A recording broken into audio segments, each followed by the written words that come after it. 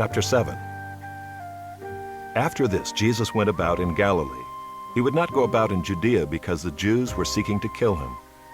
Now the Jews' Feast of Booths was at hand.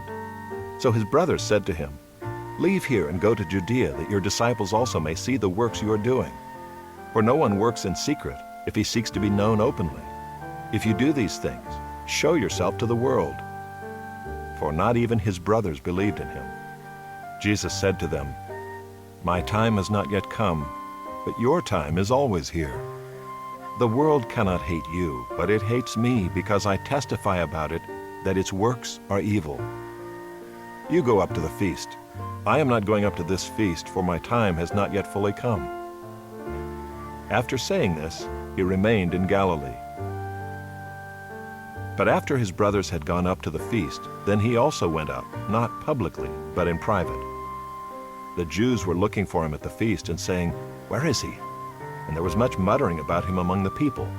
While some said, "He is a good man." Others said, "No, he is leading the people astray." Yet for fear of the Jews, no one spoke openly of him. About the middle of the feast, Jesus went up into the temple and began teaching. The Jews therefore marveled, saying, "How is it that this man has learning when he has never studied?" So Jesus answered them, "My teaching is not mine, but his who sent me. If anyone's will is to do God's will, he will know whether the teaching is from God or whether I am speaking on my own authority. The one who speaks on his own authority seeks his own glory. But the one who seeks the glory of him who sent him is true, and in him there is no falsehood. Has not Moses given you the law? Yet none of you keeps the law. Why do you seek to kill me?" The crowd answered, "You have a demon. Who is seeking to kill you?" Jesus answered them, "I did one work, and you all marvel at it. Moses gave you circumcision, not that it is from Moses, but from the fathers, and you circumcise a man on the Sabbath. If on the Sabbath a man receives circumcision, so that the law of Moses may not be broken, are you angry with me because on the Sabbath I made a man's whole body well? Do not judge by appearances, but judge with right judgment." Some of the people of Jerusalem therefore said, "Is not this the man whom they seek to kill? And here he is, speaking openly, and they say nothing to him. Can it be that the authorities really know that this is the Christ? But we know where this man comes from, and when the Christ appears, no one will know where he comes from." So Jesus proclaimed, as he taught in the temple, "You know me, and you know where I come from. But I have not come of my own accord. He who sent me is true, and him you do not know. I know him, for I come from him, and he sent me." So they were seeking to arrest him, but no one laid a hand on him, because his hour had not yet come. Yet many of the people believed in him.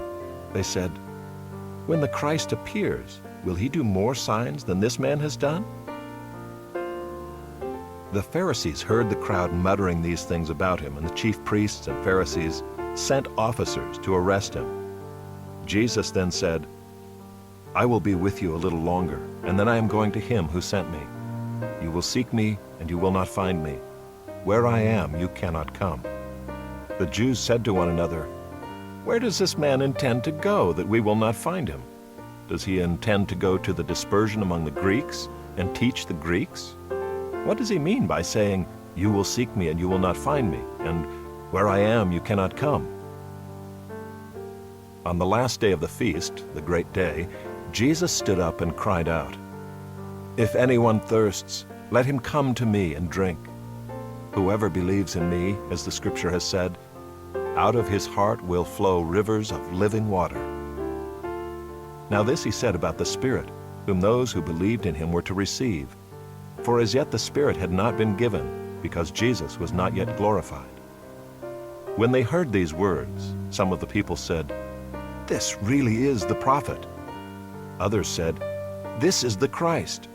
But some said, "Is the Christ to come from Galilee? Has not the scripture said that the Christ comes from the offspring of David and comes from Bethlehem, the village where David was?" So there was a division among the people over him. Some of them wanted to arrest him, but no one laid hands on him. The officers then came to the chief priests and Pharisees, who said to them, "Why did you not bring him?" The officers answered, "No one ever spoke like this man." The Pharisees answered them, "Have you also been deceived?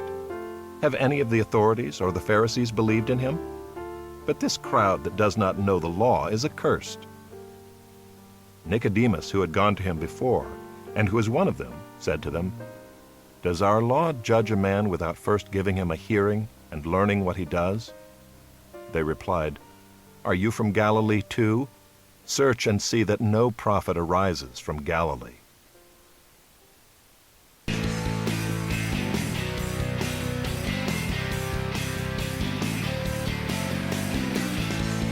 Thank you for listening and downloading.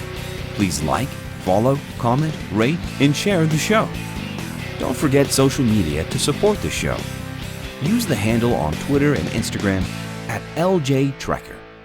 That's ELJAYTREKKER.